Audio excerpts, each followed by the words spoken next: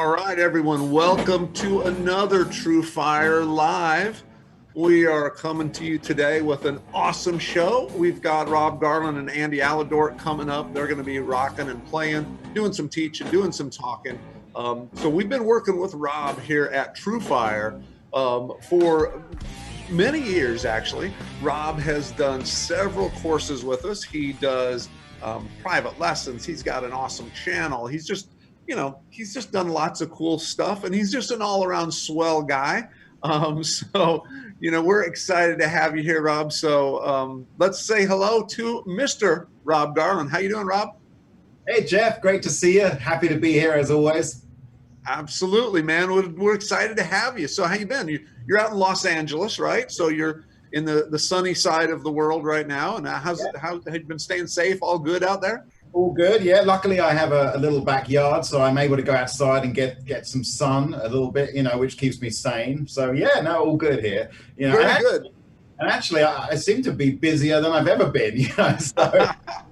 Well, that's a good thing, man. That's a good thing. Sometimes you got to look for the silver lining, and sometimes it just shows up. So that's pretty awesome. So we're totally excited about having you here for this live thing we're doing, man. We're going to talk about some of your courses. We're going to do some of your various things that you're doing. That you've got a lot of cool stuff. Just built a new website, so we're going to talk about that a little bit. But I always like to start off with some music. So let's start off with a little playing. So if you want to do a jam, do a little tune. Yeah. I'll play over one of the jam tracks from my new course. Okay. Awesome. And the course is based around modes. So this is a little Lydian jam. Very cool.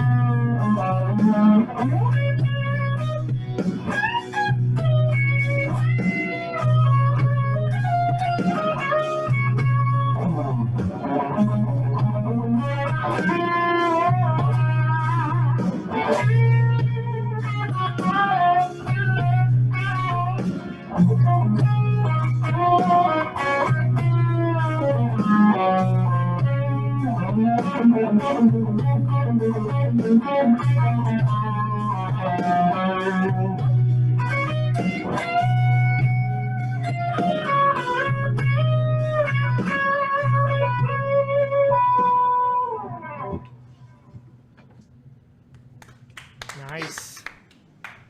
Very cool. Very cool. That sounds great. Thank you. Sounding good, looking good. And that is a jam from your new course, right? Yeah, that's the first of the 5 of the Take 5 jams. Yes. Very cool. So it's a Take 5 modal improvisation is basically, that's your new course. Talk a little bit about that, like about how you sort of, how you approach that. Well, over the years of teaching, I've found that modes is one of those topics that causes a lot of confusion for people. A lot of angry people on internet forums shouting at the screen.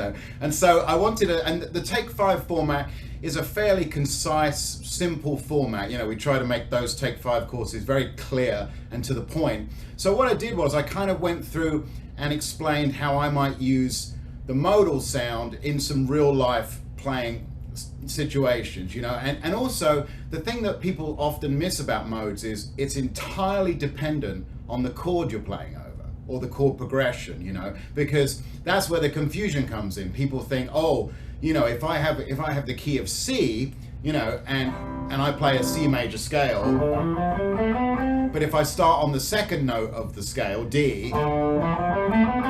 isn't that D Dorian? And my answer is, it's only D Dorian if the harmony underneath is making it D Dorian, a D minor chord or a D minor chord progression, because a modal sound is based off the intervals you're hearing. You know, like that one I just played was Lydian, you know, and it's, you know, you hear that sound in the music of a lot of rock players, you know, Joe Satriani, Steve Vai, Frank Zappa comes to mind, but also things like, you know, Tom Petty's Here Comes My Girl and Dreams by Fleetwood Mac. So, you know, these sounds make their way into popular music, and in the course I wanted to make that point, because, you know, it's all good and well having a fun scale to use, but if you can't really use it when you jam with your friends, it's kind of pointless, you know. So that was kind of the approach of the course, to go through the modes and give you some real life applications and really get to why they sound the way they do. Awesome. Yeah, that's a great point. And I think for sure, sometimes modes is, or, you know, feels like such a mystery to people because they play the scale and it's like, okay, what do I do with it? So yeah, I think this course, because you can really hear it used over things, right? You can hear examples, and I think that's, to me, one of the most, you know, one of the best things about you is you just have a good way of being able to teach and take a concept and make it understandable, you know, make it, you know, something that people can relate to, you know, on a musical level, instead of just a, you know, just a theoretical level that's, you know, too much over their head. So you do a great job of that, man. And this course is really good like that. We've got a link we're going to be posting here in the comments about, you know, getting to that course along with Rob's other courses. So for everybody tuning in, drop in the chat where you're from. Let us know where you're watching from. We love to see that. Make sure you click the thumbs up down there, and then go click the link below to check in for the road trip. You'll have a chance to win $100. And so that's pretty cool. You get a $100 gift certificate if you check in, and you can also leave a tip for Rob there. You can drop a few bucks there for Rob, because we appreciate him being out here and spending his time this afternoon teaching and sharing with us. So go to the link where you can check in, and you can leave Rob a tip. We'd appreciate that, and Rob will appreciate that. Once again, 100% of that money goes directly to Rob. So something we just like to try to help out ours, because it's such a crazy time in the world right now where there's everything's different than it was a few months ago, for sure. So, but man, so a couple other things we're going to talk about today, and I want to talk about one. You've got some new original songs. You're obviously, you are not just a guitar player, you're a songwriter. You do a lot of different things, educator. But tell us about your new songs. You got a couple of new original tunes. So I work with a couple of bands here in LA. One is a kind of like a jazz funk band called Catatonic, and we play at the Baked Potato and some other places. And then I have my trio. Now my trio doesn't play that often, just because the three of us are really busy. But when we get together, we always have such a great time. And the thing about the trio is, no musical genre is off the table. So these two songs that I recorded with them are two vocal songs. And one of them's kind of like a rock song. I've heard people say it has elements of Rush and King's X to it. The other one sounds a bit like Steely Dan. Now, I'm not saying I can write like Steely Dan, but it has some certain nods towards that sound. So that one's more of a melodic pop rock kind of song. And the songs, we recorded the basic tracks, and then I just basically did everything here, all the mixing, and I did some overdubs and put them together. I'm pretty happy with how they turned out. I spent a lot of time on them. So if people would like to check them out, they can stream them, on Spotify or on Apple Music, or all the usual places, or download them. If they go to my website, all the links are on there, to check out songs. Yeah, that's awesome, man. We're putting that up there on the screen now for people to check out. So they'll be able to go check it out. For sure, stop by Rob's stuff, his page on TrueFire, his website, all those things. Support our artists. We appreciate that. So let's just go into another song, because what I want to do is set this up where if anyone has any questions for Rob about well, anything, but for sure about some of the stuff we're talking about and the new course and modes and improv. Put those questions in the chat, and somebody's going to compile a couple of those. We'll take a look at those and see if we, do a little Q&A later on. But in the meantime, let's do another tune, man. The first one sounded great. Now, what mode are you playing on this one? This one is based on the Dorian mode, but rather than being just a static vamp, often if you go on YouTube and you type in Dorian jam, you get one chord. This is actually a chord progression based out of Dorian, okay? So I just got to switch my audio over and let's have a go on that. Okay, all right, here we go.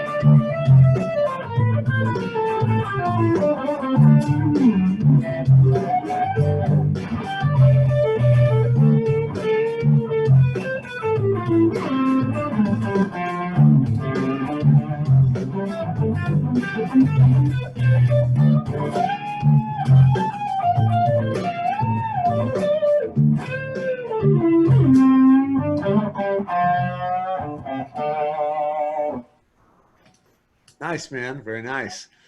So with the Dorian scale, a good question that I think students ask a lot of times is how can I, expand my pentatonics, right? I know my minor pentatonics, and a lot of times the Dorian scale is a great one because it's not that different and something you can go to. When you're playing that, you're doing some kind of bluesy licks. Are you thinking about going back and forth between a pentatonic and Dorian kind of deal? Yeah, I'm really glad you brought that up because it's a great point. Because sometimes when people think about playing a mode, their brain goes to, those scale patterns that we see in all the books, and they go, oh, I want to play D Dorian. I need to go.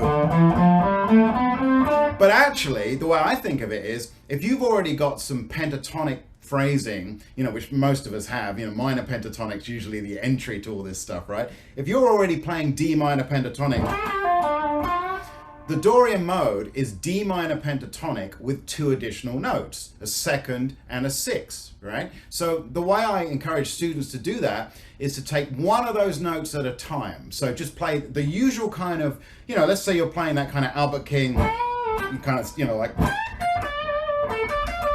kind of stuff, right? And then go, well, in the key of D, the second is the note E. So play your normal blues licks. And then put that E in there as well. Add that one note, go to your familiar pentatonic position and put that extra note in. And immediately that changes the sound, doesn't it? It's less bluesy, it's got a little bit more of a haunting quality, the way that 9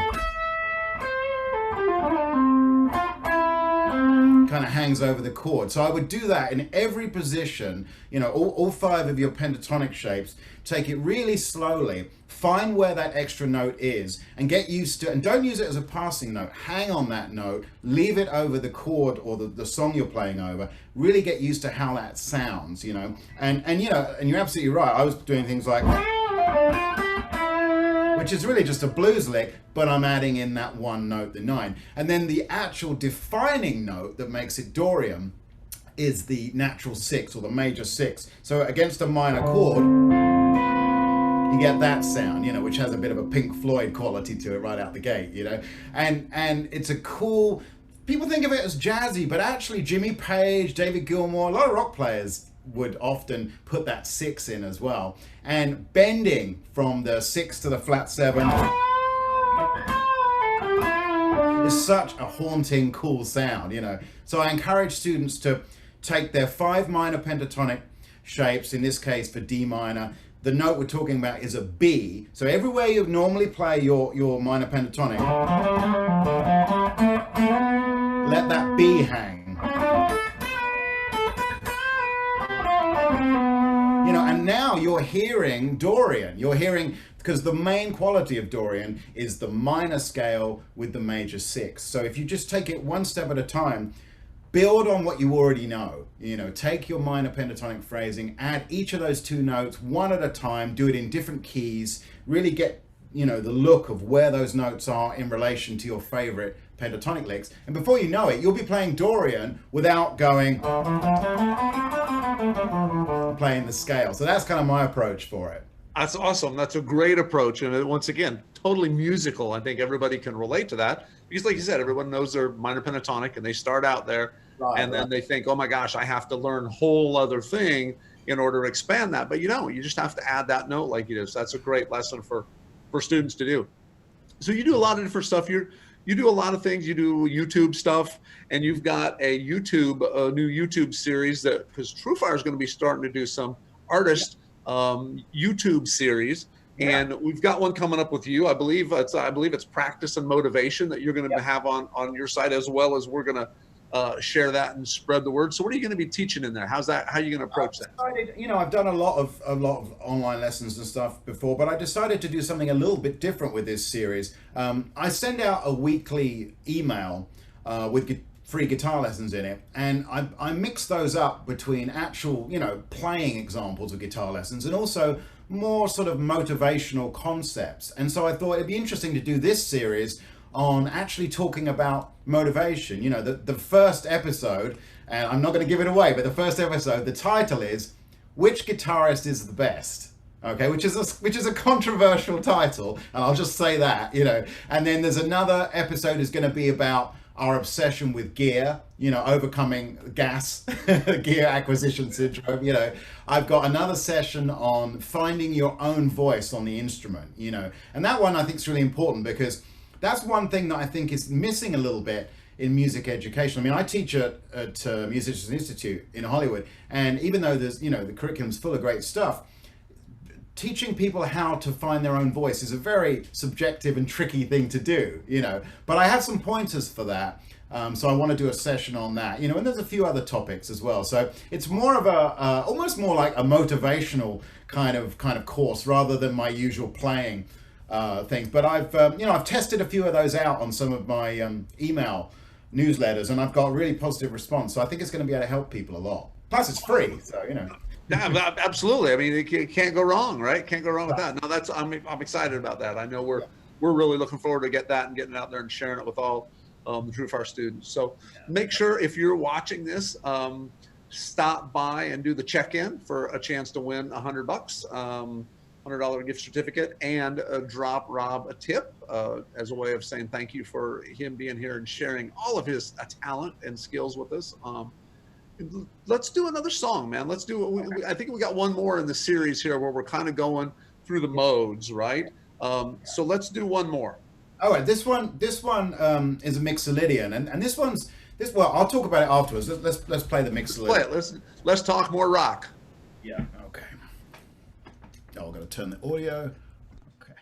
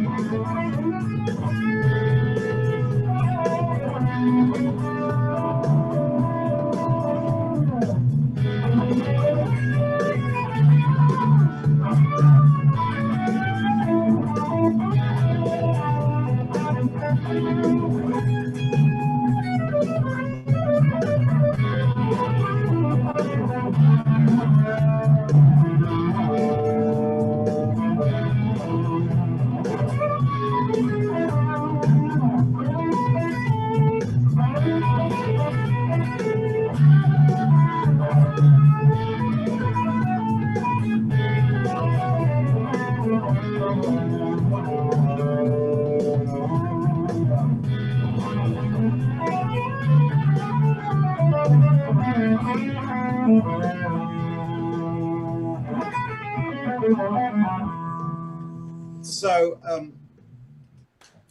yeah, so that was E Mixolydian. Yeah. Nice, very nice.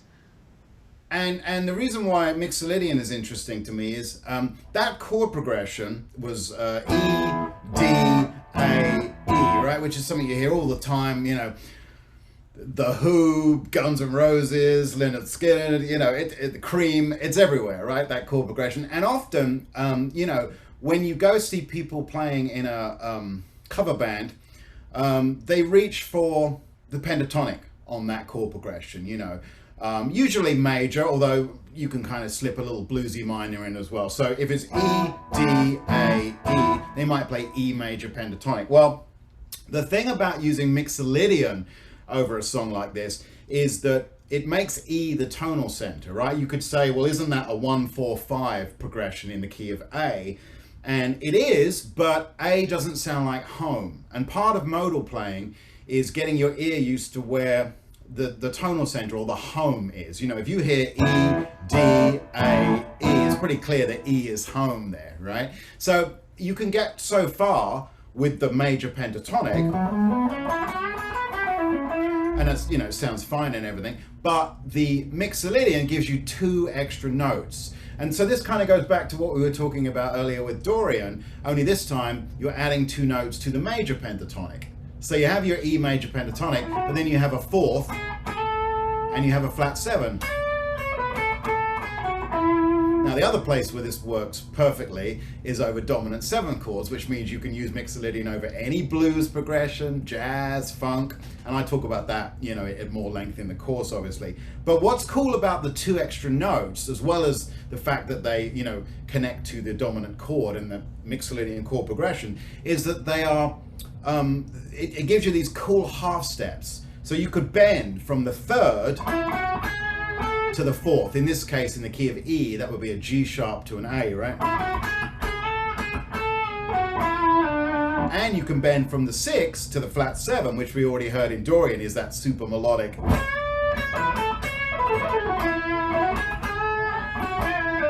So right out the gate, you get these really interesting extra sounds that the major pentatonic doesn't give you. And also, I use a thing that I call the mixo-pentatonic. It's probably called something else by different people, but this really cool little pentatonic scale, I threw it in there, I think, in the jam, and it's basically the root, the 3rd, the 4th, the 5th, and the flat 7. So it's essentially a dominant 7 arpeggio, root, 3rd, 5th, flat 7, but it has a 4th in it.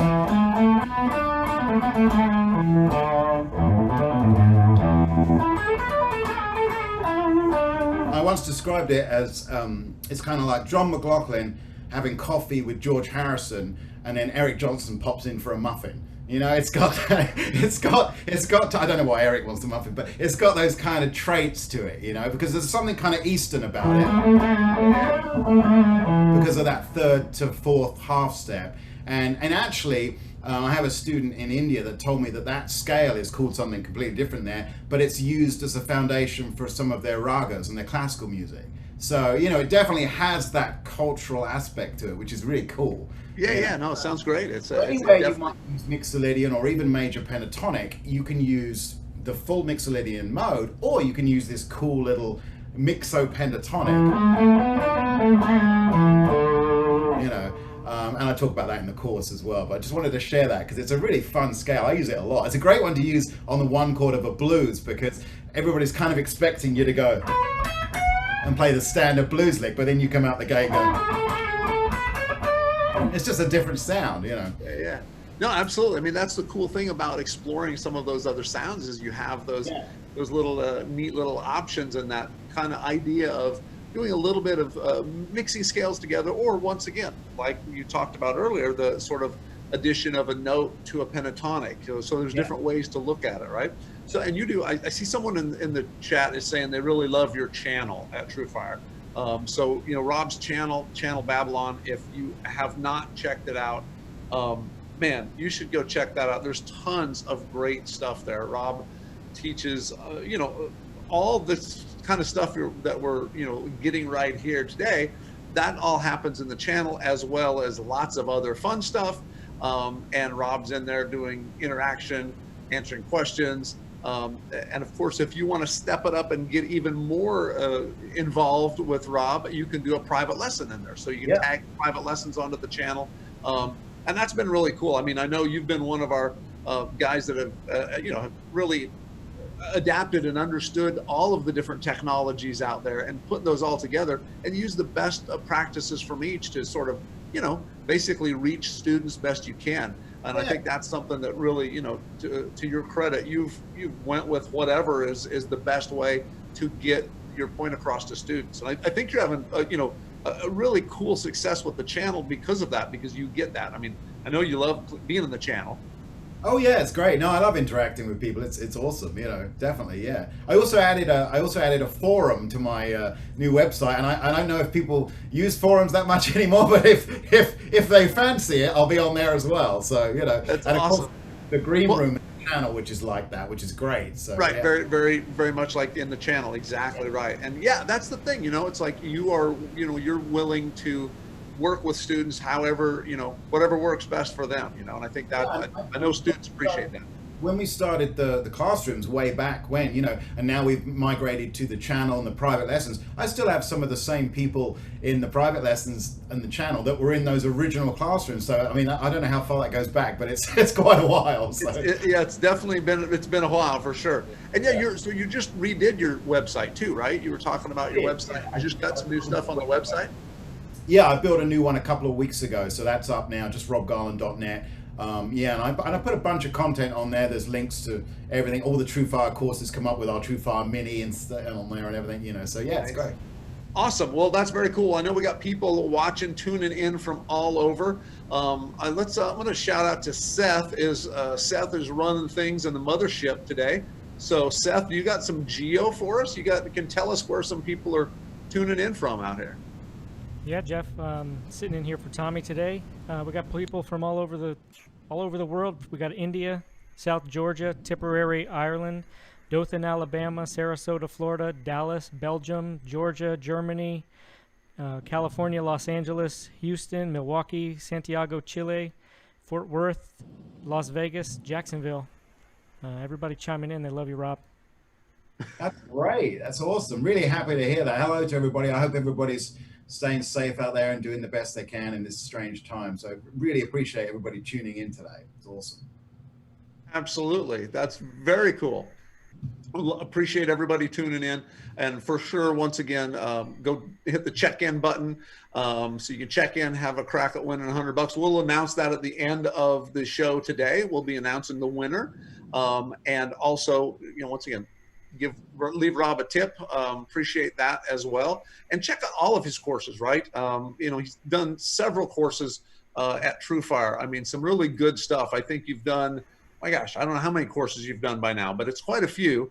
And you've covered a lot of different things. And we've got someone asking about, you know, caged, right? And sort of how you would approach caged, you know, like you do in TrueFire. I mean, that's something that your Caged Navigator series has been really successful and something you break down in some, some really interesting ways. So, maybe explore that a little bit. Tell us a little bit about, how you think about that. Absolutely. And actually the new caged edition is coming out in a month or two. So that's kind of fun as well. So we already shot that one back when.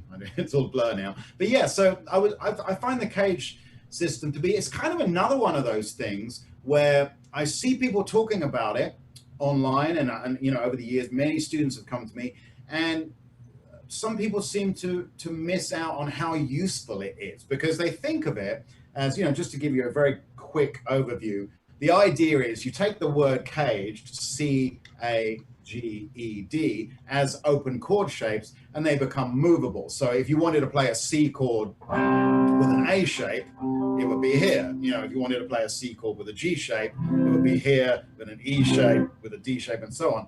But the issue with that is people see those big shapes and they go, well, that's not very useful in the real world. Let me turn my gain off here.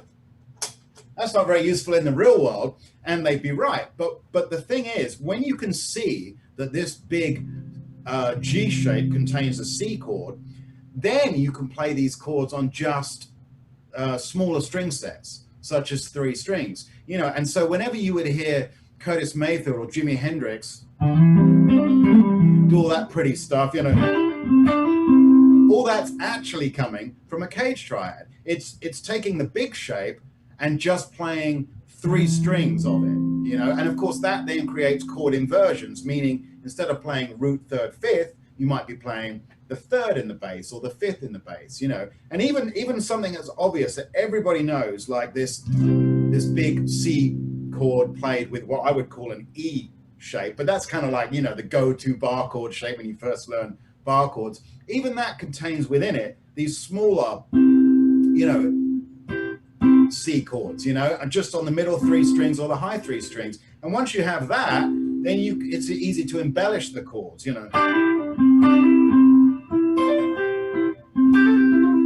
so all that kind of pretty rhythm work you hear, whether it's chord stabs, like Steve Cropper or Andy Summers, or whether it's that more sort of percussive, Stevie Ray Vaughan meets Hendrix meets John Mayer, whomever it is, or maybe it's that style of playing where it's more ethereal, like maybe The Edge or something, I'm not in tune, maybe The Edge or something, all of that material can be traced back to caged. And, it's just semantics if you want to call it that. It doesn't really matter. But the reason I like to call it that is because it's a logical system and it makes sense and it opens up the fretboard. And once you understand that, the fretboard is like 5 different sets of these chords, you can do anything with it. It brings your rhythm playing to life. It also connects your lead playing, because all of that cool double stop, that double stop playing that we hear everywhere in every style, comes from caged as well. And then the course I'm going to shoot with you next time is connecting the pentatonic with that. So finally bridging that rhythm and lead kind of gap, because when you're a kid, at least I was like a rock and roll kid, and I'd be playing my pentatonics with no knowledge of what the rhythm guy was doing, no knowledge at all. But as you get older, you realize that it's all the same thing. And you want your rhythm playing to be connected to the lead, and you want them to blur together. So the cage system is huge for that. In my first course, I did triads. In the second course, I did adding a 7th, so major 7th, minor 7th, dominant 7th. And in the course that comes out in a month or two, I'm doing embellishments, which is all the double stops and the fills and those little rhythmic touches. I think one thing I see often, I see people that can play lead really well, but their rhythm playing seems like they learned some bar chords and then they just kind of left it alone for 20 years, And so I think that's a really important aspect of playing, because even when you think of great lead players like Hendrix or Eddie Van Halen, they're really good rhythm players. Their rhythm is super tight and groovy, and so it definitely filters through. So my advice would be learn the cage system and start applying it to songs because then also you spend 80% of the time playing rhythm in a band. So why not, get out of just this one shape?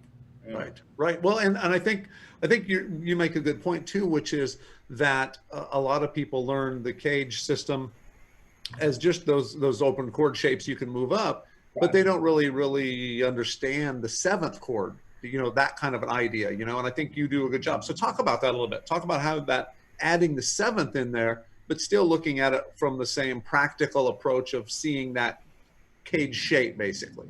Yeah, so like if you had that same C major chord there, right? Let's say you were playing a blues, and you might know this big C7 chord, which is basically the E7 shape moved up. But where the cage stuff really comes into effect is if you take that chord and just play it on the D, G, and B strings. So now I'm playing the 8th fret on the D string, the 9th fret on the G string, and the 8th fret on the B string. It kind of looks like a little D triad, right? But it's derived from this big E7 shape. And if you're playing a blues, and you got one guy going, or maybe a shuffle, you don't want to get in the way of that. Maybe you've got a keyboard player as well. So with this system, now you can just go,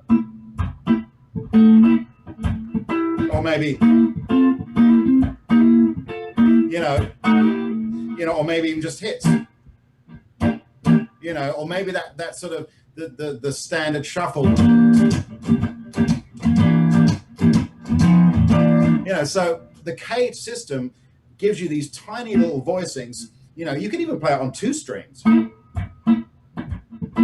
as the 4 chord comes around, just move it down a half step. So you're able to especially blues is a great example, actually, because you've got 3 chords, right? You don't want to be stuck playing the same 3 chords all night, or the same 3 chord voicings all night. So these,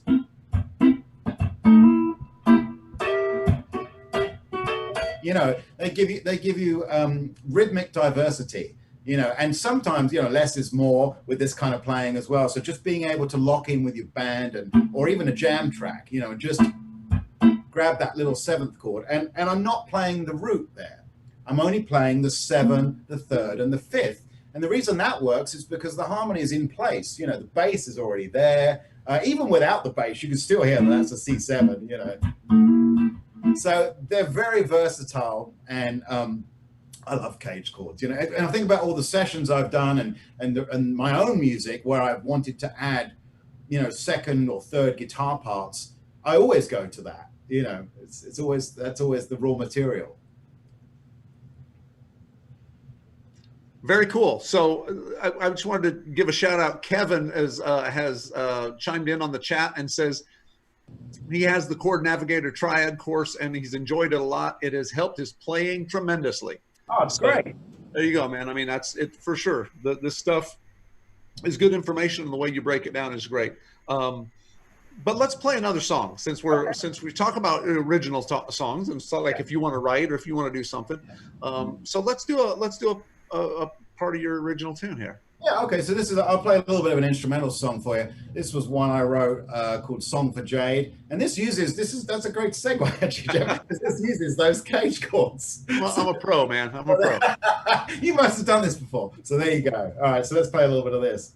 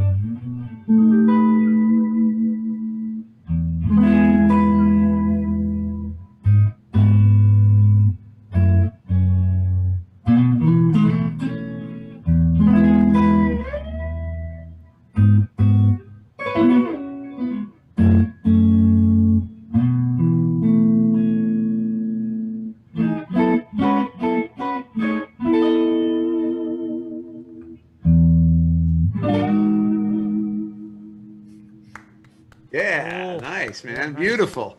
Beautiful. Nice job. Very cool stuff, man. You can play a lot of different things. You play a lot of different styles and all kinds of different stuff. So it's good to hear you be able to do, some different things on here. That's very, very Yeah, nice. I encourage students to do that. I was, for the first few years of playing, I was pretty like set on my hard rock ways, but then I started joining bands that were playing music I had no idea how to play, and which was the best thing that happened to me with musicians that were a lot more advanced players than I was. And that was great because it's like now I have to learn how to play soul music or pop music or whatever, so I always encourage students to you can take a little from everything, and I think when you go off and you learn a song or a solo or a rhythm part in a genre that you're not as familiar with, it just makes what you do stronger, Absolutely. Absolutely. Well, so we have another question coming in. Let's answer another question here. As a blues player, what's the best way to expedite finger positions so that I can play in various positions up and down the neck? I'm having great difficulty both locating and fingering new positions. Is it all just repetition and muscle memory?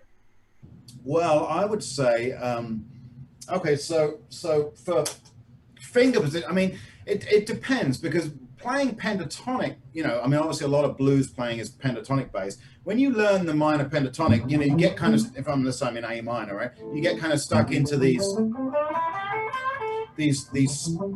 5 shapes, and you tend to practice them with the so-called correct fingering, 1 finger per fret.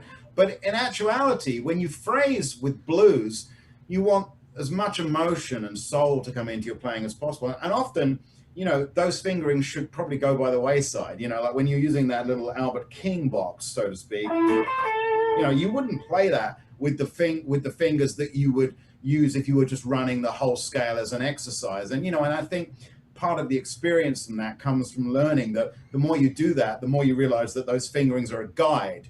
Now, one thing I will say though,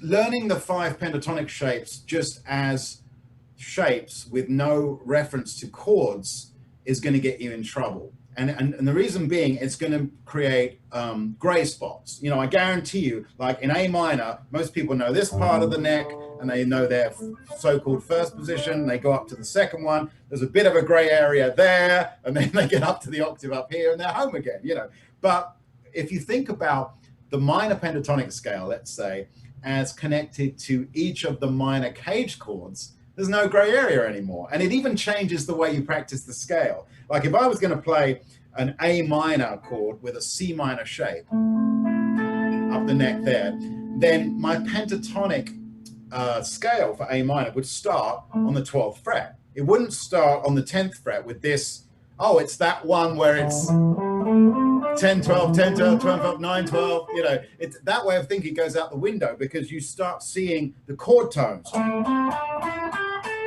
And now that pentatonic shape doesn't look like this one, the so-called third one, as maybe you learned it. Now it just looks like the chord, and you can see the triad in the pentatonic. So therefore, if you think I'm in the key of A minor, if you want to phrase using that pentatonic, it immediately sounds like A minor,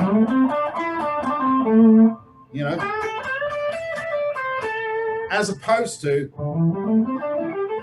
which doesn't sound like A minor to me at all. You have to search to get that home to A minor. So the best advice I would give you, as well as not being too strict on practicing a pattern versus playing, the best advice would be to start thinking about those 5 minor pentatonic shapes as how they connect to the 5 caged minor chord shapes. And because basically, if you can see the chord shape, the triad, the pentatonic, and then the natural minor, that gets you all the way through. It's a process where you build on a foundation. And so what I've seen, it's really exciting to see it with students, those gray areas have disappeared for them.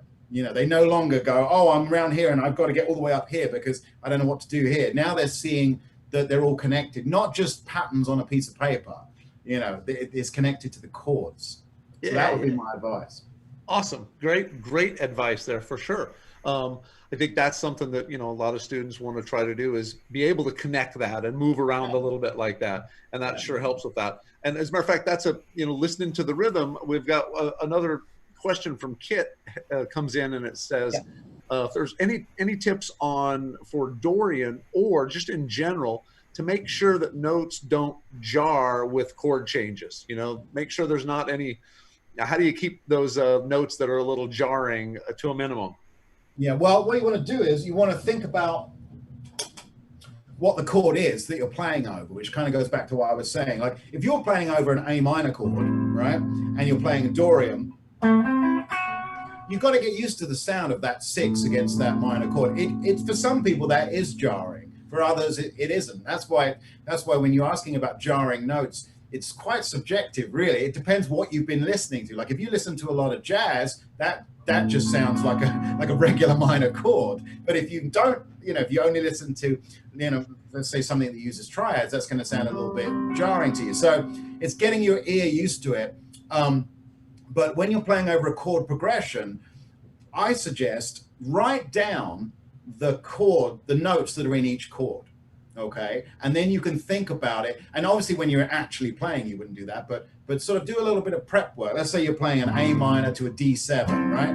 On that D7, and you're going to play A Dorian over both those chords. On that D7, the note that was jarring on the A minor, the F sharp, is now the third of the chord, right? And so if you hear that, so here's our A minor, and here's our D7. Doesn't sound jarring at all now. Now it sounds really melodic. And the way I've worked out those kind of things is I'll take whatever the chords are in the chord progression, and I'll literally write down the notes, take a look at them, and then I'll write the Dorian scale underneath it. And then I can go, okay, well, if I emphasize this note on this chord, that'll sound interesting. Now, one other thing I will say to that, though, that's all theory-based, right? And the only thing you should be trusting is your ear, right? Because it's like I played for many years with no theory. I love music theory now, but I do know you need to switch it off when you go to just play. So I just want to say that because I think it's really important. So experiment with what you think are the jarring notes and then kind of, you know, okay, here's one other quick example. The flat 5, okay? I love the flat 5. People think of the blues scale. My advice is forget the blues scale. Think about what that flat 5 note is in the key you're in. So if we're in A minor, it's an E flat, right? And go through all your pentatonic positions where you normally play A minor and exaggerate that E flat.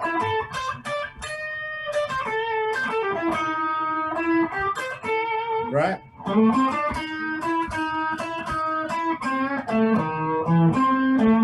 Now, I think that's kind of cool, right? I think that's a fun sound. But what we've sort of grown up reading is it's a tension note, you can't stay on it. Well, actually,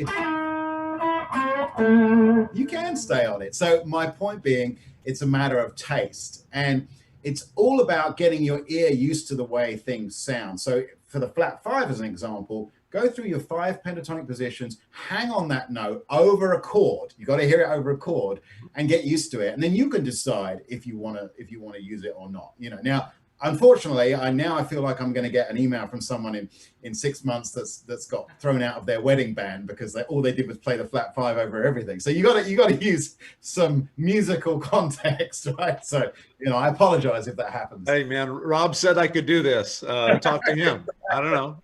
Exactly. Not my fault. Yeah, exactly. That's awesome, man. Well, so hey, we're talking about playing some A minor. Let's play an A minor blues. You want to do a tune here? Yeah, I got an A minor blues. Let me turn the sound on.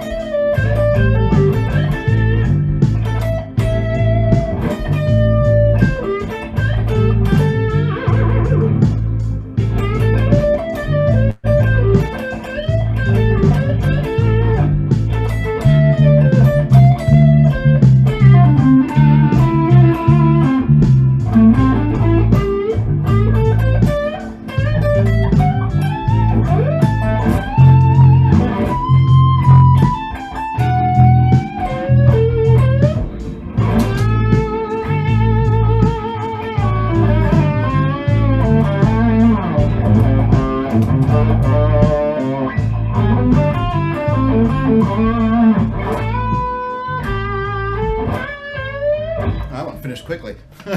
Anyway.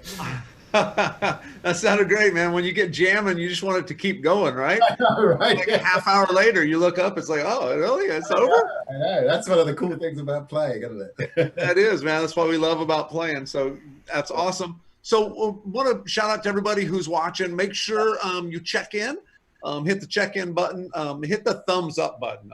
You know, share a little love there. Hit the thumbs up button, and basically, you know, if you can drop Rob a tip there, go to the tip jar. Tip Rob there. All that money goes directly to Rob, and we appreciate you being out here, man.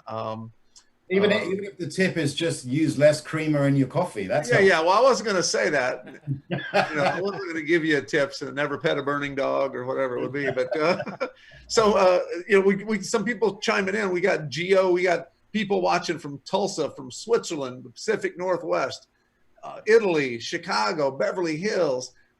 Scott Marone says he just purchased your chord navigator. So thanks. So very cool, man. We got you got a lot of fans out there, people digging what you're doing. We of course dig what you do and appreciate all the stuff you do with us here at TrueFire. There's definitely a lot of cool things that we can you know, that we can do hopefully in the future. So tell us a little bit about your gear, about the guitar you're playing, and just do a quick rundown of kind of what you're playing through right now. This sounds great. This is an exotic XSC Strat, and it's got a flame roasted maple neck, which I really like. And I asked them to make it with no finish on it, so it feels real smooth. I never like how sticky the backs of some guitars feel, you know. And this is Exotic's raw vintage pickups, and this is all in-house here in Van Nuys, you know, a little north of me here. So they make everything there. Funny thing about this guitar, you don't pick your serial number, obviously, and this guitar came with the serial number 666. Oh boy! So I've nicknamed this guitar the Blue Devil for that reason. So there you go. You would think my playing would have improved a lot with that deal, but no, not so much. But anyway, so there's that, and I have two of these. There's a guitar behind me, a pink one. That's the first Exotic that I got, and that's a really early model. It's one of the first ones they ever made. So this and that are my two main guitars. Amp-wise, I'm actually playing through the Mezzo Boogie today because the Bogner's pretty loud and I didn't want to overload the microphone. But my main gigging amp is a Bogner custom Shiva 20th anniversary, and they made it for me in purple, which is very nice of them. Yeah, so that's a great amp. Love that. And you know, most of the time these days, you know, I've gone through the phases of using a lot of pedals and everything, but over the years I've kind of been slimming it down again. And these days I'm mostly just using guitar and amp, and then I use a little bit of delay and a little bit of I have a what's it called, a Strymon Lex, which I use for a rotary speaker because I love that sound, you know, that old kind of Robin Trower kind of thing, you know. So I use a little bit of that, but other than that, it's pretty much guitar into the amp. And I like using the volume control a lot on the guitar, you know, for tone and for cleaning things up. You know, it's that's something else I often talk to students about that are new once they start playing in bands and stuff. I see a lot of them just keeping their volume on 10 all the time, and there's so many dynamics between, you know, 6 and 9, don't you think, on the volume control of the guitar, you know. So that's kind of a lost art, I think. Just look at Jeff Beck, you know, the master, the way he uses the volume control. So I think that's something that's worth instilling in people, you know. Very cool. Yeah, very good advice. Very good advice. So your latest course, once again, is the Take 5 Modal Improvisation. It's an awesome course, and of course everyone should check out all the stuff you do at TrueFire. Just go to the educator page. We got links to all that stuff here. They'll be able to see all of your courses. Just want to mention that if anybody wants to sign up for the free weekly guitar lesson emails, if they go to robgarland.net, there's a sign-up form there, and they can just put their email in, and you'll get an email every week from me with a free lesson. So perfect. Well, you give very generously in a lot of places of all of your knowledge, man, and we appreciate that. And once again, thank you so much for being here this afternoon. I think we should play out with one more tune, right? This is one of the tunes from the. Yeah, I have another tune from the course, so we can go. That'd be great. That would be perfect. A good way to play out, man. And once again, thank you for being here. All right. Thank you, Jeff. Thanks to everyone at TrueFire. You know, I love working with you guys. Nice to see you.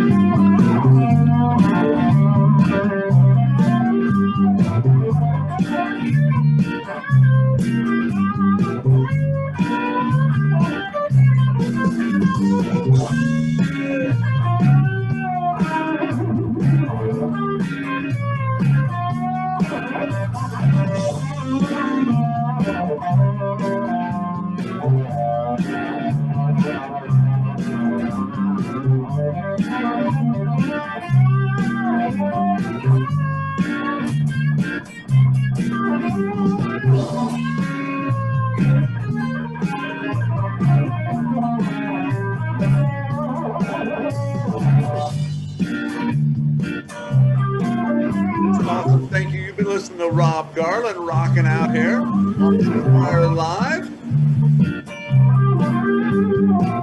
Thanks so much, Rob, for stopping by. So we've got even more goodness coming your way. Thank you, Rob. Appreciate you being here, man.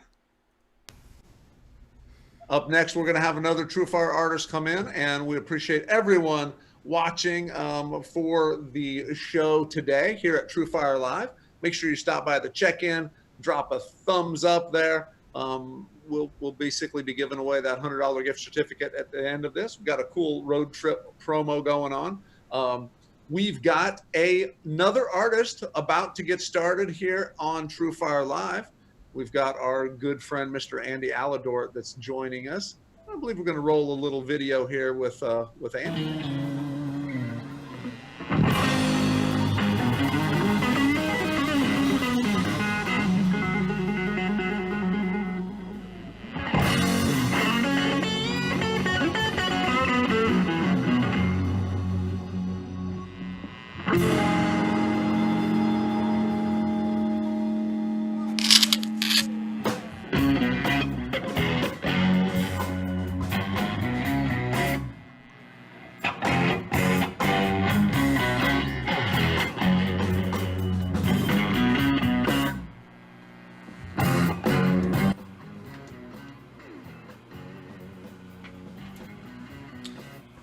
You can hear me? Awesome. Absolutely. We have got Andy Aledort here. What's up, Andy? How you doing today, man? I'm good. Great to see you, Jeff. What's going on? Oh, we're just TrueFire living it here like we do often nowadays that we're not out like coming to concerts and stuff. So we kind of just sit here and get to have fun and watch you play here, right? So for everybody watching, everybody tuning in, man, Andy has been, TrueFire educator for a long time, but he's like a legend, right? Andy is like a legend. If you have been a guitar player for more than very many years, you probably read article after article in various guitar magazines by Andy, books, articles, interviews, all kinds of cool stuff. He has been there and done it. I think you got like 15 TrueFire courses now as well, along with TrueFire channel and TrueFire private lessons. And man, you're just, you're everywhere. I'm mostly right here lately, we're all sort of trapped, in our own private Idaho at the moment. But, absolutely. I've been doing this stuff. I got involved in music publishing in 1983, 37 years ago. Wow. Starting with Cherry Lane and Guitar for the Practicing Musician. And the first thing I did, they made me the music editor over there at Practicing Musician, which was a brand new magazine. But even before that started, they said to me, well, we just signed a guy to a publishing deal because the company that owned Guitar for the Practicing Musician was Cherry Lane Music. That was started just as a straight music publisher. Milt Oken was a producer who produced John Denver, Giant Hits, Lauren Nero, Giant Hits, and somebody said, why don't you just have your own publishing company instead of paying other people? And that's how Cherry Lane was born. But so the first thing I did, they said, we just signed a guy and we want to do a book with him. Have you ever heard of a guy named Pat Metheny?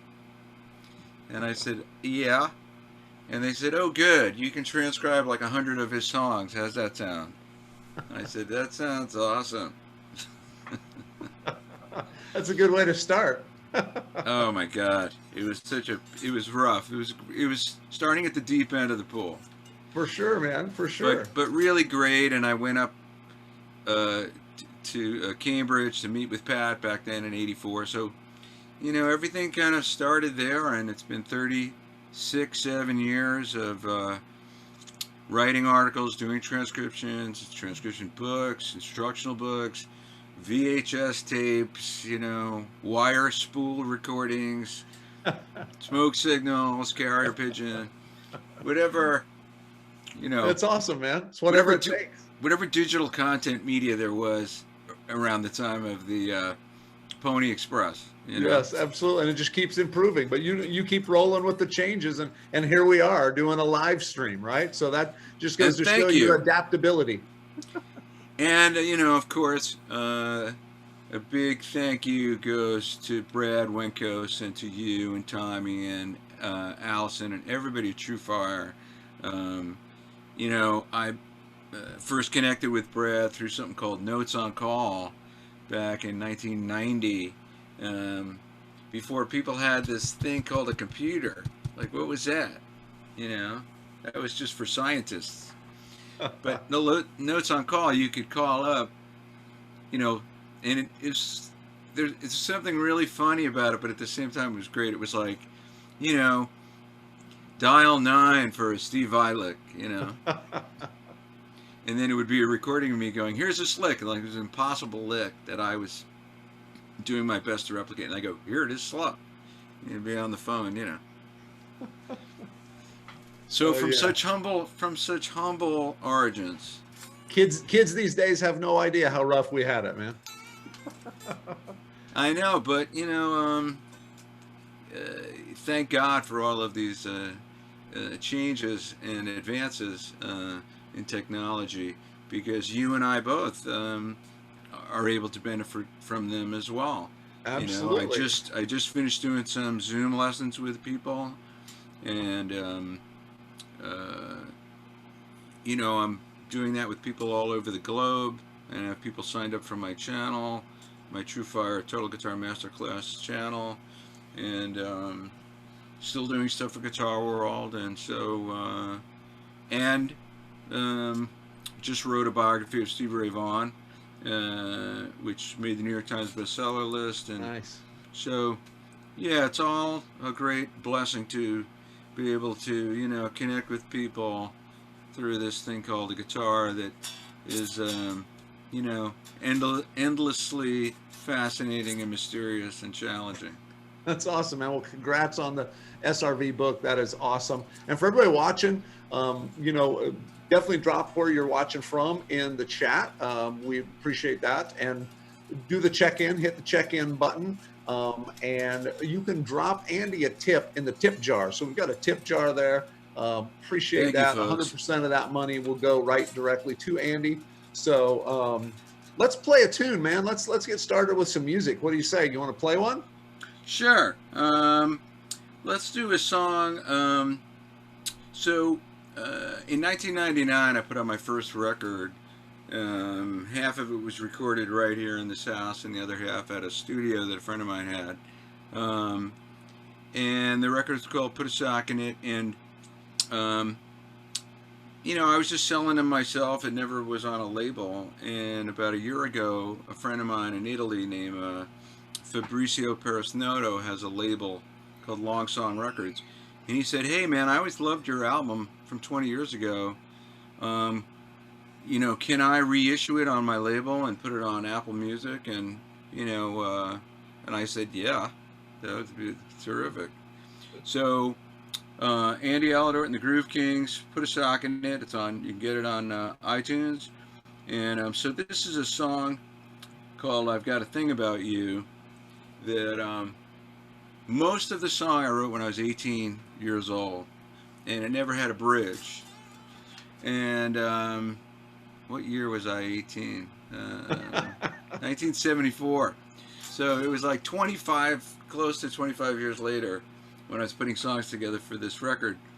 I said, I have this song, and but I never wrote a bridge. And then a bridge just happened. In like the time it took to play it.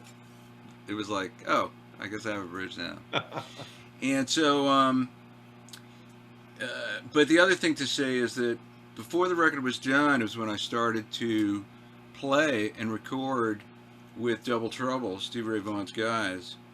And so I was sending them songs as they were done before the record was done. And this was one of the songs. So they were recording an album with Buddy Miles called Bluesberries, and they wanted to do the song. And ultimately they didn't, but that would have been a fun thing. But in the first track on this record, which I might play to as well, is a Freddie King song called The Stone Bowl. And that's the song that got me the gig with Dickie Betts, because I sent the CD to Dickie and he flipped out over it. So, the CD has sentimental connections for me. But it's also nice that it's been newly reissued and remastered. Nice. So I'm going to dial it up. I'll play along to it, try to get the guitar visible, and let's check it out and just see if this happens okay.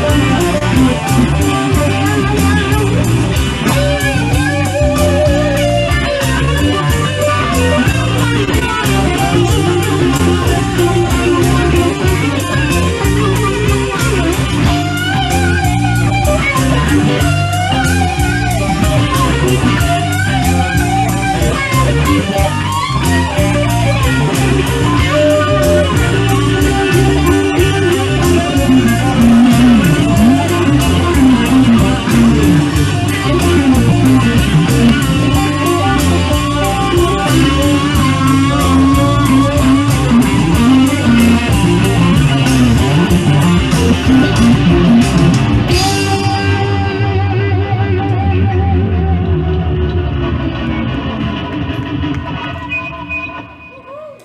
Hey, nice. awesome, man.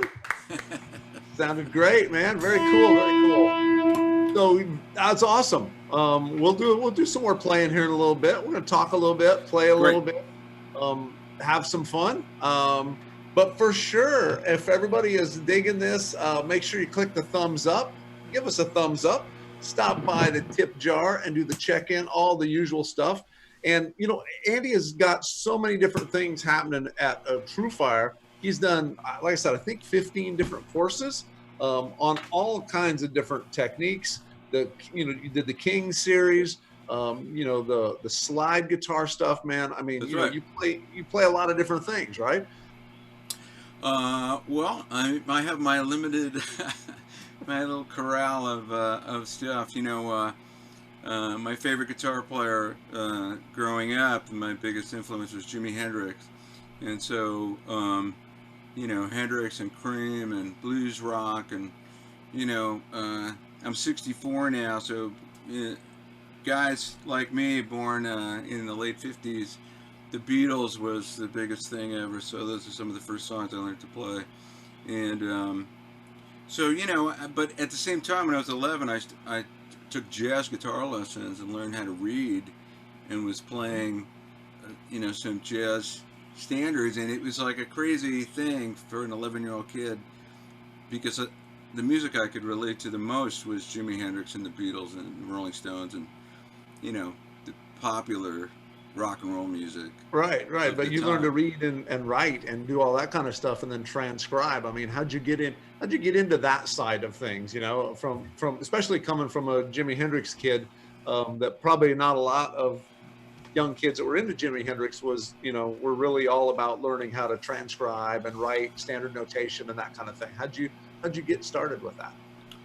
Well, you know, the truth is that learning to read, here, hold on, let me shut this off a little bit. Learning to read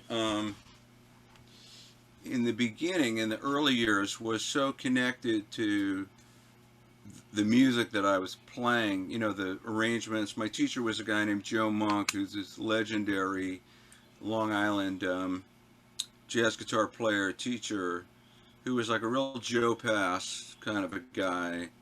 He had like a 1958 Gibson 175 and an Ampeg Gemini 2.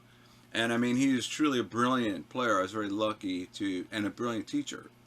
And so there's a website, you know, a Joe Monk website, and former students of Joe Monk is on Facebook, because he continued to teach.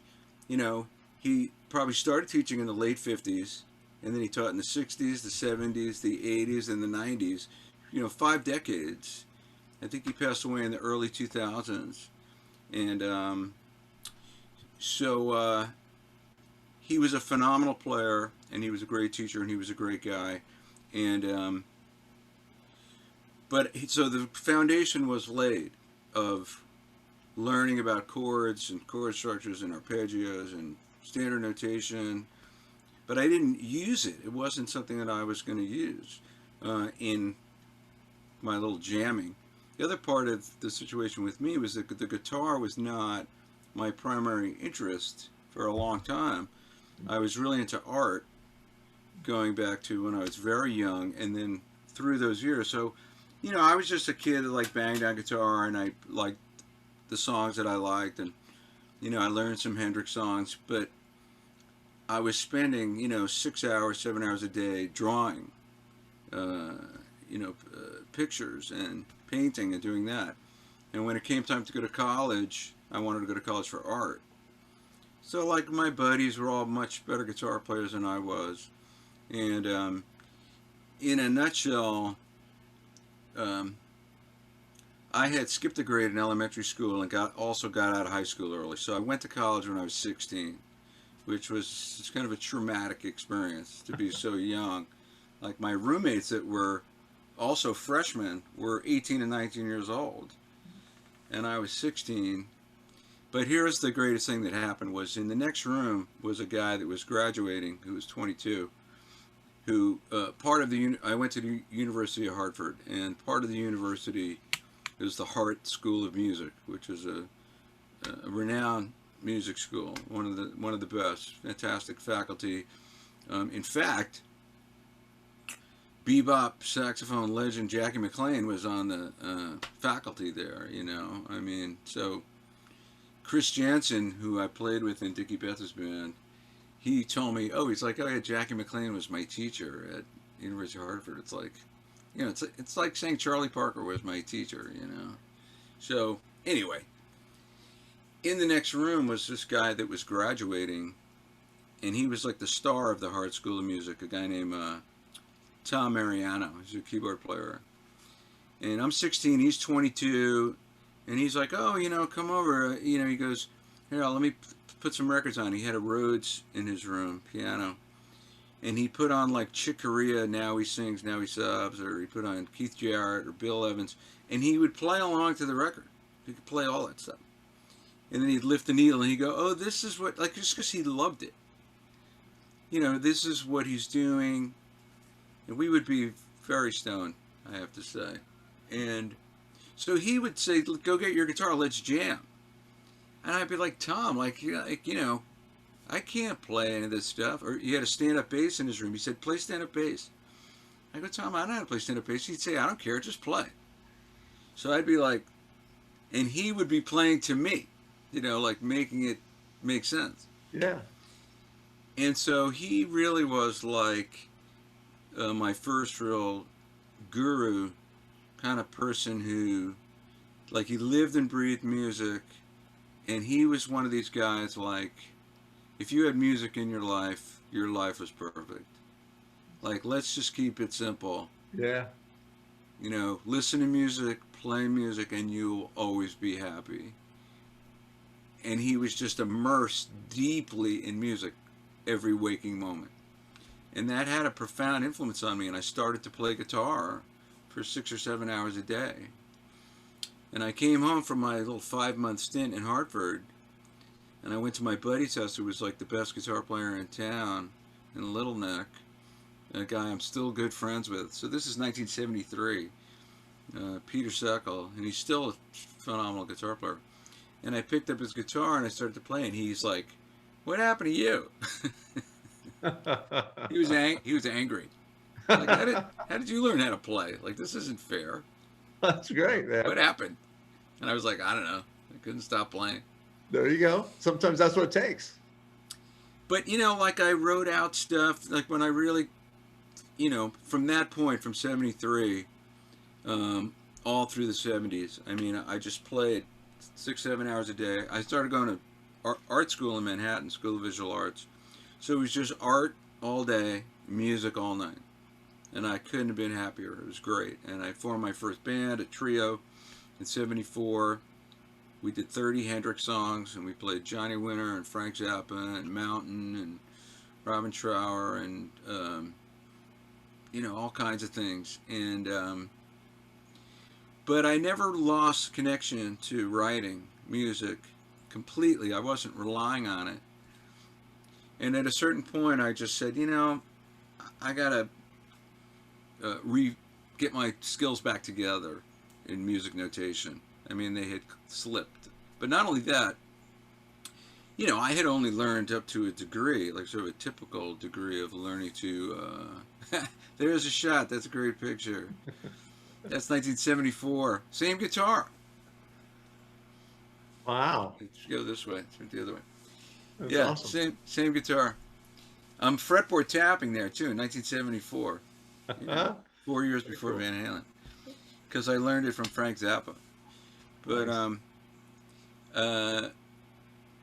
so I would write stuff. You know, I had students. I started teaching a lot, and I'd write stuff out for students.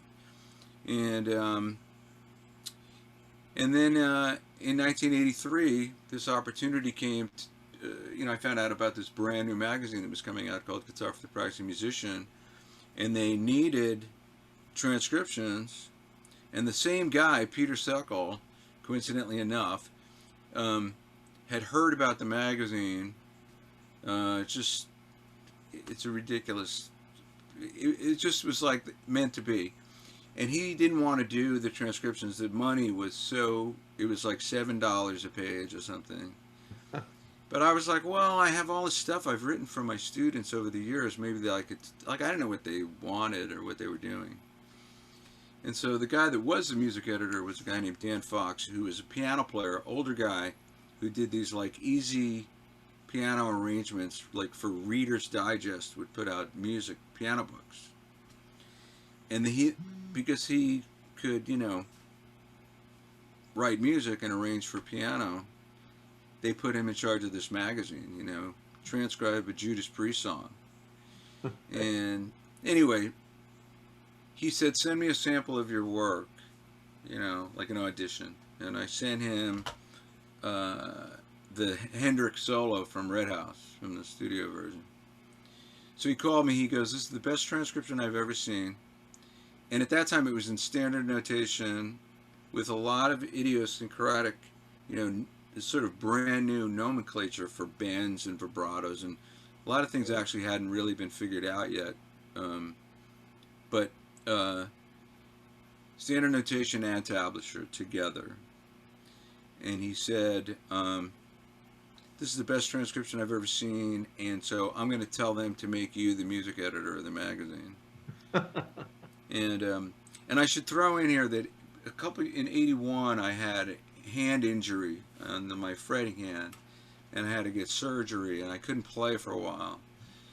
And so I was, you know, very depressed, and I thought, well, you know, I have to find some kind of silver lining in this.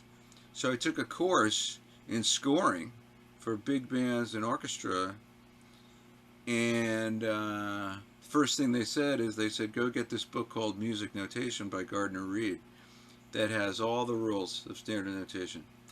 And Jeff, I would just read that book like every night, and you know, I would just pick it up and open it to a page, and I just wanted to absorb every single thing in there that I could. So I would have these tools available, the language of standard notation, you know. And so, you know, it was in its own way, it was sort of a natural, yeah. The two things came together, being able to figure out Jimi Hendrix solos, because I loved Hendrix, but then having had built up the ability and the skill to write music in standard notation, and then do those together, and then here comes this vehicle that wants it, this container, Guitar for the Practical Musician, you know, and thus the modern guitar transcription was born. and here you are today, right? And now you're still teaching and jamming. So you're still doing both of those, man. So that's awesome. That's good to know that you got, you know, sort of that start in it, love to play, but then sort of figured out the you know, the language of it as well. So let's while we're talking about the playing part of it, let's do some playing. But hey, can you turn down your track about 10% before you do the next tune? I certainly can. And can you then angle the camera down just a little bit? We lost your guitar there. Point the camera down a little bit more. I was trying to move back so you could see both. Oh yeah, we want to make sure it's not just all pre-recorded and you're just you know, finger syncing it or something, right? All right. That's awesome, man. Yeah, let's play another track. I tell you, hopefully this will work. That's something like perfect. That. All right, this is a song. It's also on Put a Sock in It. It's another original song called Wish, and it has kind of a cool lick in it. It's challenging. Let's play the track, and then afterwards I'll tell you a little bit about how I came up with this pain-in-the-ass lick that I hope I'll be able to play. Perfect. All right, and if the track is still too loud, give me like one of these. I will. But if the guitar needs to be louder, do like some sort of a sign language. International symbol for whatever.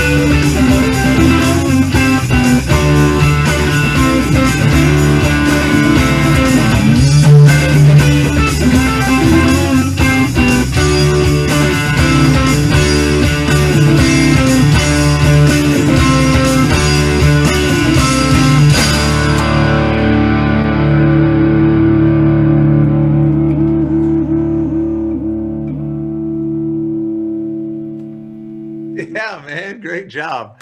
That sounded killer. So tell us about that lick. Okay. It's a pain in the ass.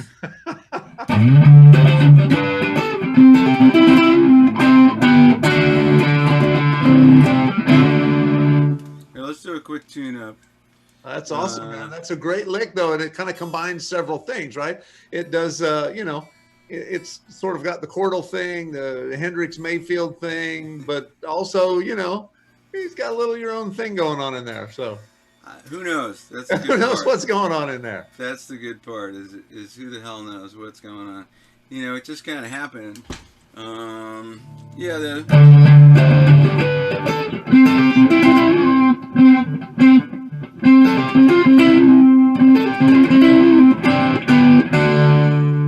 So there's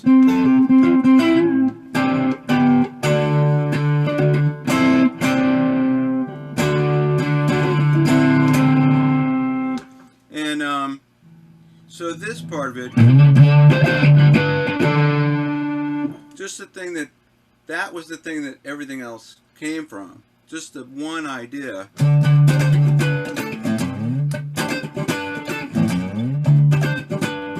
And it's funny, when I mastered it, Alan Duchess, who was the mastering guy, he said to me, he goes, "You know what the hook is in this song?" And I go, "No." And he goes, "The hook is the, like the slide." Right. It's like, because he was like, "What's the hook? Like, what is?" And it was this sort of weird thing.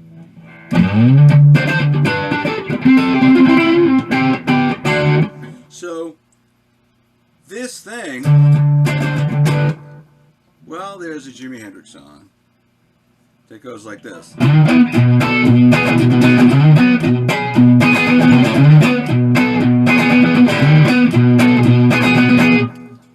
What song is that? I'm not sure what that song is, but that's a Jimi Hendrix.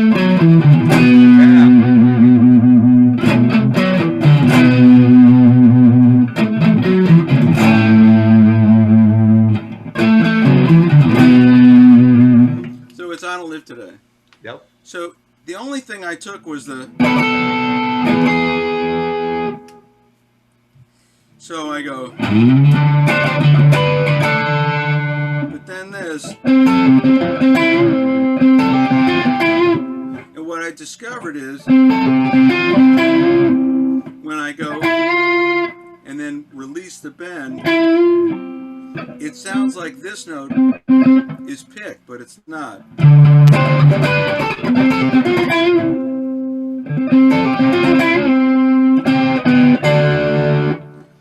So it's just like a lucky accident, And then this, so it's a little bit of a pain.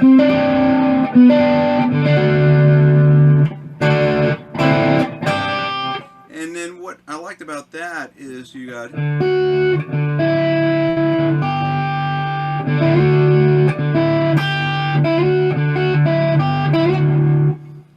this sort of contrary motion in the melody.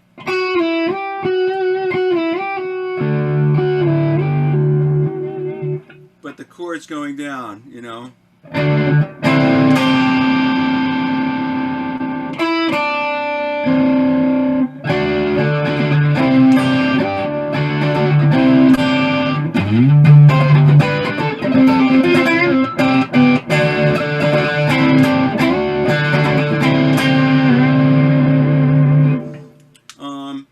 So yeah, combine all these different things that I like.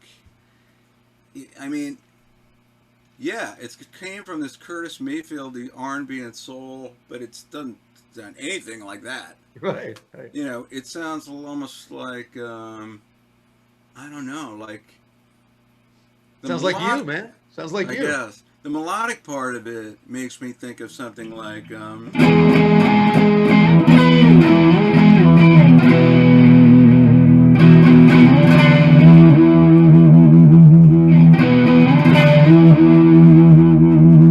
or like...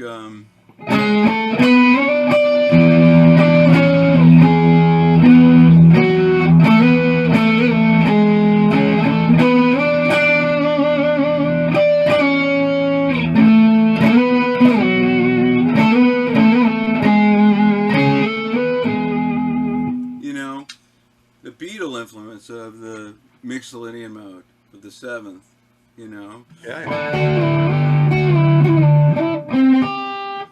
And then like the little tag into the bridge. It was just a pretty chord, which again is not necessarily that normal for rock music. Right. To me, this is a rock song. It's just it just is a rock song, you know. So I like that sound.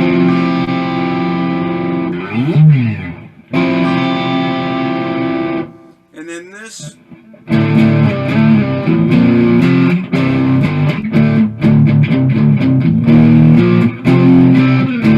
This was like a cool way to do a chord progression, but you know, and then you know the same thing's moved around, but instead of going like,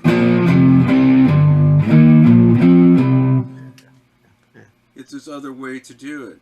I have to, if I was going to be completely honest, I learned that from Tony Iommi. Yeah, I was just gonna say, man, I totally was gonna say that sounded like a Sabbath riff for sure. It's such a Sabbathy thing to do. Yeah. You know? It definitely sounded like that. So That was cool, man.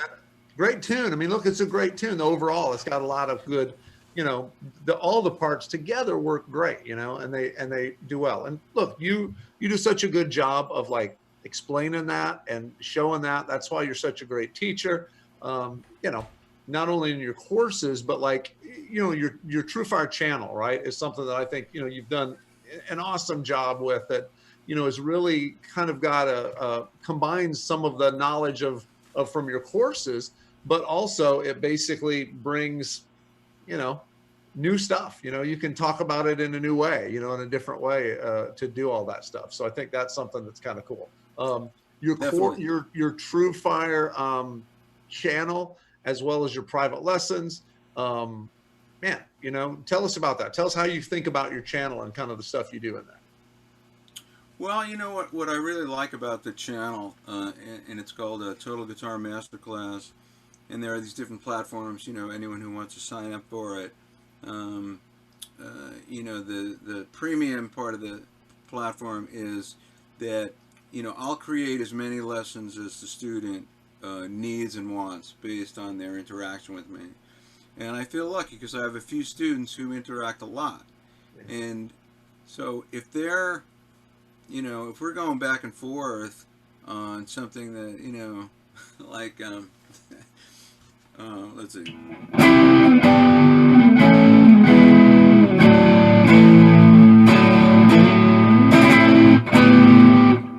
Was it?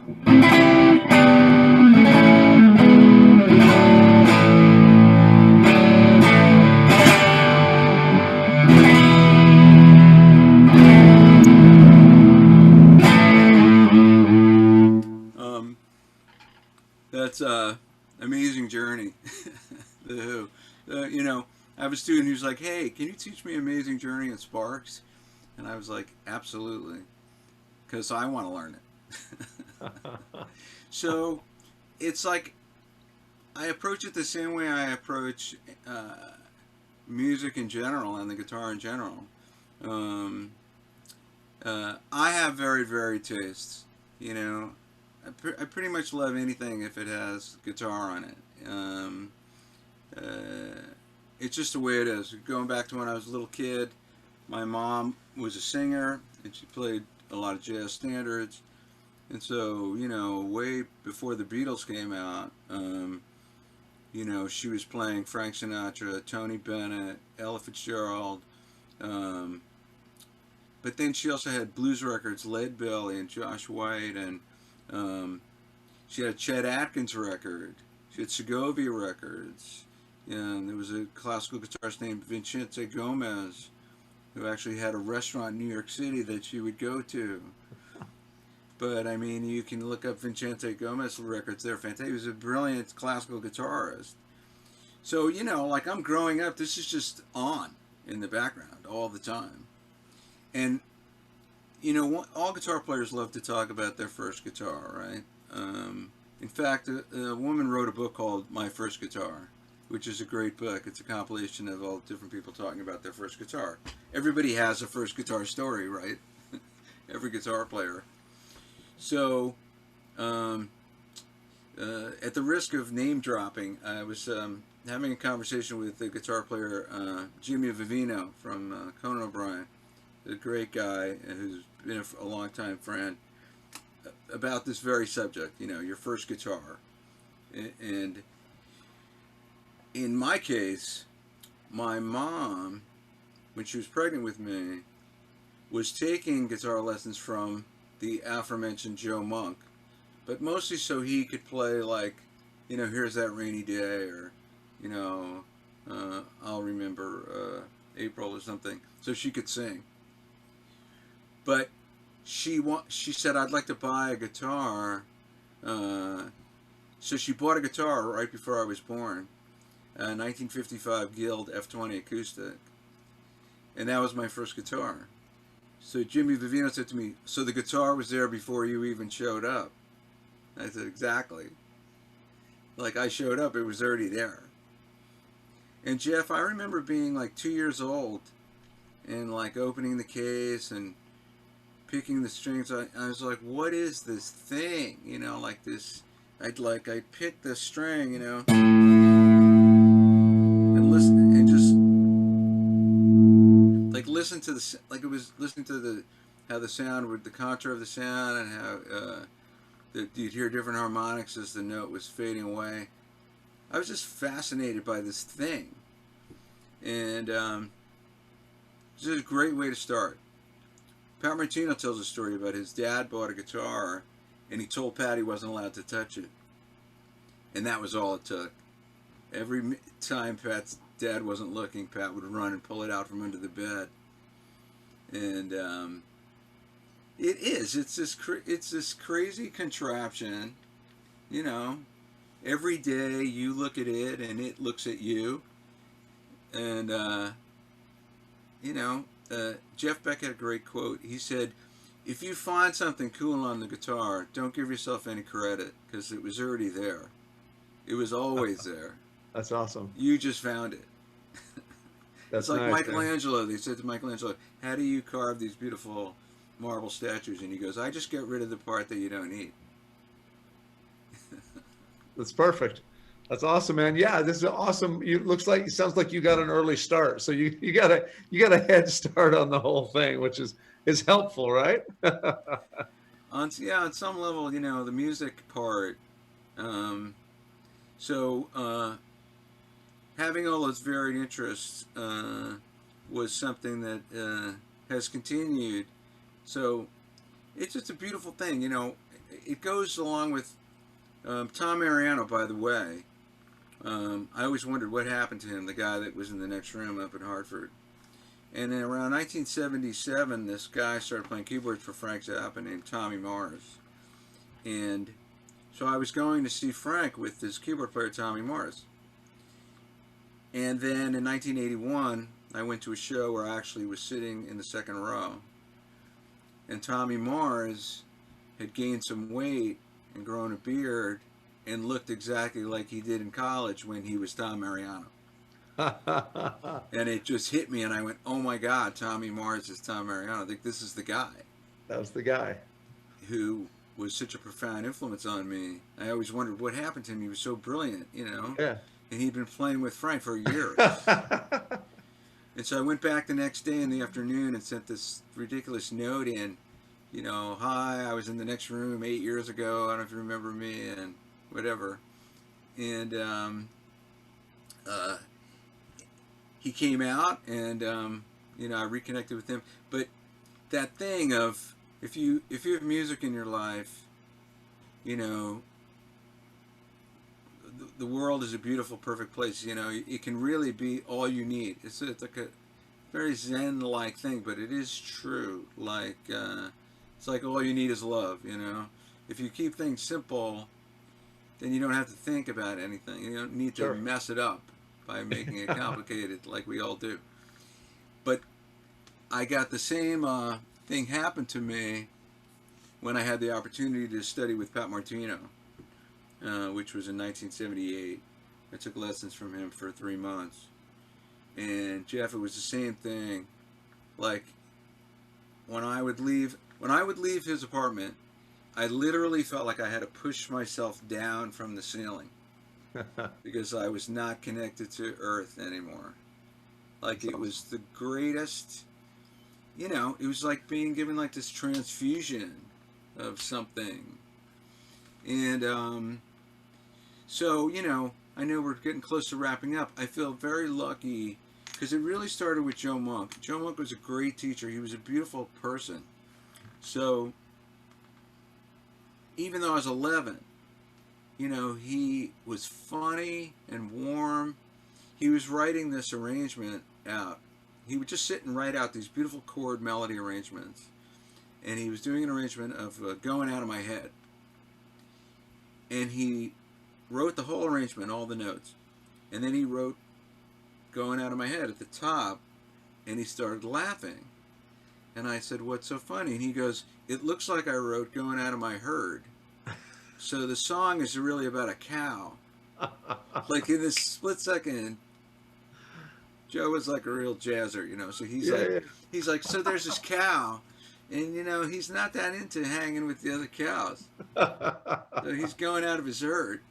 Oh, that's awesome. And then he just died laughing over that. So, you know, from being around him, and then somebody like Tom Mariano and Pat Martino, that was always the thing that I wanted to bring to my teaching, to share with students if I could.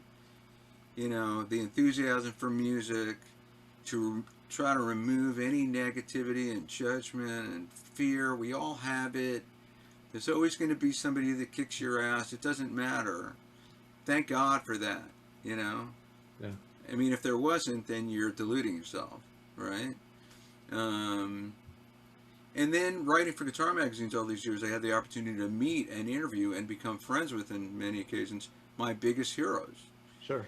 So one of those guys that I got to know some was John McLaughlin. And I just said, you know, John, like, how did you develop, like, this technique? Like, it's just completely not, like, you completely rewrote the book. When Mahavishnu Orchestra came out, that was it. That was like a reset button for, like, the entire history of music in that moment. And he was like, I don't know. He's like, I love John Coltrane, and he said, I used to listen to the first side of Love Supreme like 50 times a day for months on end. And then I would turn the record over and listen to the other side for months, you know. And then he said, and this really stuck with me, he said, listen, he goes, playing a musical instrument is a war, and you will lose unless you fight every day. You have to fight every day. And he said, if I don't play enough one day, it takes me 2 days to get back. Right. But he said, that's how it is. And then one day I called Pat Martino to do an interview with him. It's about 5-6 years ago. And he answers the phone. I said, Pat, how are you doing? He says, I'm good. He says, how are you doing? I said, oh, I'm good, you know, trying to learn to play guitar. And he goes, join the club. So, you know, that's awesome. Those guys have been great inspirations in every way, for this, but for just what it is, you know, like like what music has and can be, you know. Well, that's it's important to have those influences. It's important to be able to have people that you know, inspire you to do what you do. And look, the good thing is, man, you're doing that for thousands and thousands of other players, you know. So you're that guy that 20 years from now, somebody's going to be telling a story and go, dude, I met Andy Aledort, and I mean, we were sitting there, and here's what he said to me. But that's true, you know. I mean, that's really a cool thing about it, is it's just always passing it on, you know. I mean, I know we got to wrap up soon. I know we're running up to the end of our time here, but I want to shout out to everybody. Make sure you check in, because I think they're doing a drawing, giving away $100 gift certificate. definitely you got to hit that thumbs up button. Everybody that's watching, go hit the thumbs up there. We got to push that thumbs up. Oh, we need a few more thumbs up. We got to get over 100 there on that. No reason to not be over 100 on our thumbs up. So do the thumbs up for me, and definitely check out all of Andy's stuff at TrueFire and everywhere else. You do so many things. The SRV book, you know, is another awesome thing.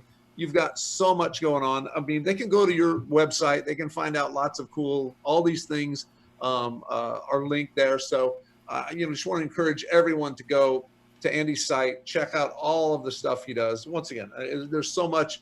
We could talk for 12 hours and it wouldn't be enough to get all the things in. I'd love to just sit and talk with you about all of the amazing interviews that you've done and all the different guys that you've talked to and all that stuff. And so go check it out. We'll do this again sometime for sure. I believe we're drawing. We got over 100. Come on now, we can do 100. We need one more people, one more thumbs up. And I think we're going to draw. Right? You're going to do it. Andy's going to thumbs up. I'm putting my finger on the scale. There you go. That is awesome. And I think we're going to draw for our thing. Are we going to announce that? Yes, we've got a winner for the $100 gift certificate. Giorgio. Giorgio, maybe. I'm sorry if I'm saying that wrong, Giorgio, but that's who's the winner is, and we've already got credit in your account. Man, Andy, it's been awesome having you on as always, and we're so thankful. You know, everybody at TrueFire loves you, and can't wait to do more stuff and get you actually, when we can get out and function, get you down to the studio to do more stuff as well. And you know, keep hammering away there with your channel. You got awesome stuff in the channel. If anybody wants to check it out, you know, go check out Andy's stuff. So appreciate that. Thanks so much, Jeff. And one more time, you know, a huge thank you to Brad and Allie and Tommy and you and all the amazing people at TrueFire. You know, what you guys have done all these years has just been phenomenal, and it continues to grow. And you know, I think it stems from Brad's passion, true passion, for sharing music and teaching and the guitar. And you know, he just happened to find you know, a few 100,000 other people that feel the same way, thankfully, including so many great teachers. I mean, you know, the roster of teachers that are on TrueFire's site, I go all the time and watch lessons by David Grissom or Frank Vignola, or I mean, it's just Cheryl Bailey. So many people, I'm amazed. Like, I watch their stuff all the time. Yeah. Corey Consiglio, I love. Too many guys to mention, really, just about everybody. So it's really a great thing for me as a guitar player and as a teacher to be able to be a part of this group and work on this platform. So yeah, I encourage everybody to sign up to my channel, Total Guitar Masterclass, and I also do private lessons through Skype and Zoom if people want to go beyond TrueFire. It's also good, you know, the more serious some of those guys are, they need more content. Absolutely. And I have a lot of books, you know, transcription books and instructional books, and DVDs on a variety of things. One of which is slide guitar. The slide guitar power course I did for TrueFire. I mean, it's like 3 hours long. It's got a lot of stuff, and Great I played stuff, slide for Dickie Betts for 12 years. You know, having to fill the Dwayne Allman role, so it was a big shoes to fill, but exciting, wonderful for a guitar player to get the chance to do that. Yeah, no, well, and you know, you did it great. And look, I appreciate all the kind words about us and what we do at TrueFire, but for sure, you know, the secret sauce is definitely you know, you guys, the educators. That's what makes it work. So let's do the right thing and end playing some music. So let's play a tune. Let's play us out. How's that sound? All right. Let's do the Stumble. What the heck? I don't know what I'm gonna play compared to the record, but we're just gonna give it a go. And whoops, wrong one. Hold on. Do some jamming. Here we go.